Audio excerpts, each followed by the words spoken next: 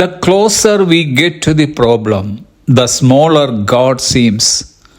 The closer we get to the God, the smaller our problem seems. പ്രശ്നത്തോടടുക്കുന്തോറും ദൈവം ചെറുതാണെന്ന് തോന്നുന്നു. ദൈവത്തോടടുക്കുന്തോറും നമ്മുടെ പ്രശ്നങ്ങൾ ചെറുതാണെന്ന് തോന്നുന്നു. ഇതൊരു ആത്മീയ സത്യമാണ്. നമ്മുടെ പ്രശ്നങ്ങളെ നാം ഉറ്റുനോക്കുമ്പോഴാണ് അവ വളരുന്നത്. എന്നാൽ നാം ദൈവത്തെ ഉറ്റുനോക്കുമ്പോൾ നമ്മുടെ വിശ്വാസം വളരുന്നു.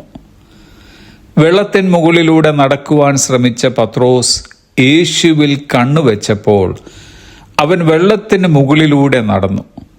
എന്നാൽ കാറ്റിനെയും തിരമാലകളെയും നോക്കിയപ്പോൾ ഭയം അവനെ കീഴടക്കി.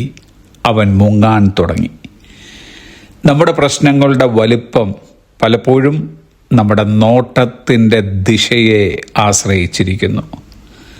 ഇസ്രായേൽ നിര ഫെലിസ്ത്യ മല്ലനായ ഗോലിയാത്തിനെ നോക്കിയപ്പോൾ അവനെ യുദ്ധം ചെയ്ത് ജയിക്കുവാൻ കഴിയുന്നതിലും വലുതാണെന്ന് കണ്ടു. എന്നാൽ സൈന്യങ്ങളുടെ യഹോവയുടെ നാമത്തിൽ കടന്നുപോയ ദാവീദിന് ഗോലിയാത്ത് ഒരു നിസ്സാരനായി കണ്ടു.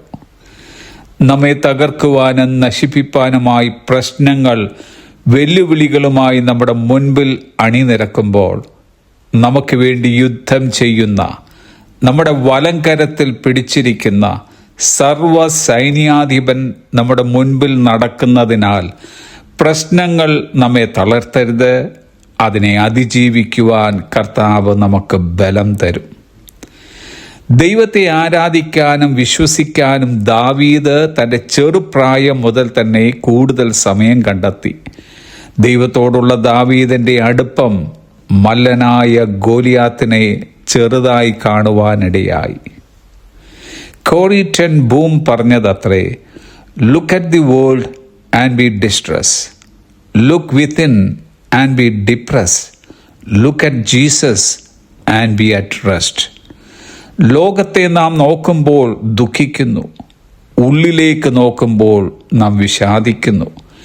യേശുവിനെ നോക്കുമ്പോൾ നാം വിശ്രമത്തിലായിത്തീരുന്നു. യേശു കർത്താവ് ഇങ്ങനെ നമ്മോട് പറഞ്ഞു. മത്തായി സുവിശേഷം 11-ാം അധ്യായത്തിൻ്റെ 28-ാമത്തെ വാക്യം, അധ്വാനിക്കുന്നവരും ഭാരം ചുമക്കുന്നവരുമായുള്ളവരെ എല്ലാവരും എൻ്റെ അടുക്കൽ വരുവീൻ, and I will give you rest. ഞാൻ നിങ്ങൾക്ക് വിശ്രമം നൽകും.